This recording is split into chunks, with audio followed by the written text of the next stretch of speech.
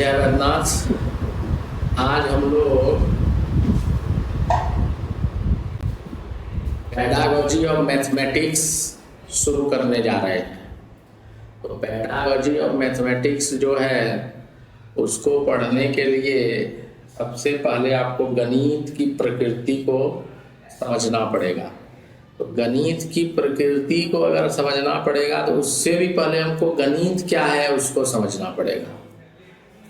तो अगर गणित क्या है इसका प्रश्न का उत्तर ढूंढने जाएंगे तो बहुत सारे लोग जो होते हैं सभी का अलग अलग मत रहता है।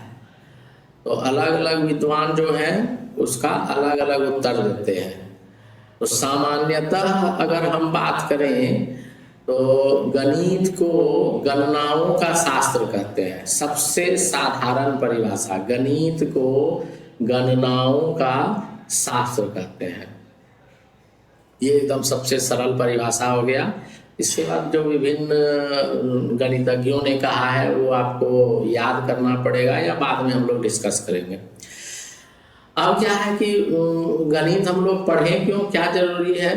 तो वर्तमान में गणित सिर्फ अंक गणित और बीज गणित तक सीमित नहीं है, बल्कि आपका मनुष्य के व्यवहार एवं सामाजिक संरचना के अंदर आ चुका है।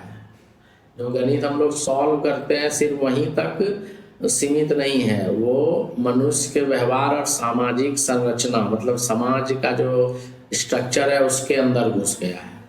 तो गणित के पाठ्यक्रम में जितनी भी अवधारणाएं दी जा रही हैं अभी वर्तमान में वो सभी दैनिक कार्यों एवं आसपास के वातावरण से ली गई है। जो हमारे साथ सामने घटना घटती है वही पाठ्यक्रम में अभी वर्तमान में लिया जा रहा है। जैसे अंक गणित एवं बीज गणित में गणना संबंधित कार्य किया जाता है। जमीन मापने के लिए त्रिकोणमिति का प्रयोग किया जाता है और वैज्ञानिक भी अपना गणित का प्रयोग करते हैं। तो इस तरह हम कह सकते हैं कि गणित के बिना हमारा जीवन अधूरा है। तो अच्छे से गणित को समझने के लिए गणित की प्रकृति को समझना होगा। पहले गणित क्या है ये हम लोग समझ लिए, अब गणित की प्रकृति को समझना होगा। अब गणित की प्रकृति समझने के लिए हमको पहले अपरिभाषित पद, परिभाषित पद, स्वयं सिद्ध, गणितीय तर्क, वाक्य, प्रमेय, प्रमाण आदि को समझना होगा। मतलब जब तक हम इन टर्म को, इन सभी पदों को नहीं समझते हैं तब तक हम लोग गणित की प्रकृति को नहीं समझ पाएंगे। तो गणितीय प्रक्रिया के गुण को निगमनात्मक प्रकृति कहा जाता है। गणितीय प्रक्रिया में मतलब जो गुण होता है वो इंडक्टिव नेचर का होता है। तो हम लोग देख लेते हैं गणित का जो स्ट्रक्चर है वो कैसे है, कैसा है गणित का स्ट्रक्चर।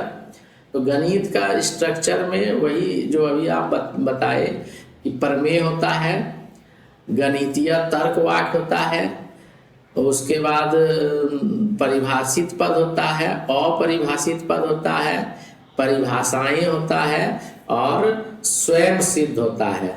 तो यहाँ पे जो है अपरिभाषित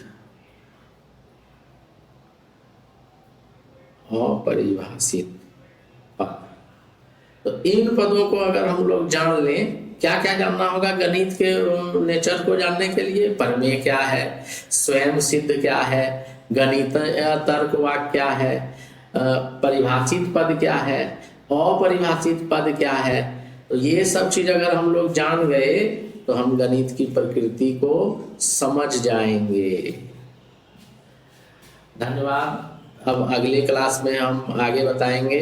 अगर आप लोग हमारे चैनल को सब्सक्राइब नहीं किए हैं तो सब्सक्राइब कर लीजिए और अन्य लोगों से भी सब्सक्राइब करवाइए, क्योंकि टीचिंग ऑफ मैथमेटिक्स या पेडागोजी ऑफ मैथमेटिक्स का क्लास आपको कहीं इंटरनेट पर नहीं मिलेगा और अगर आप लोग देखेंगे तो ये सब कुछ सीख जाएंगे।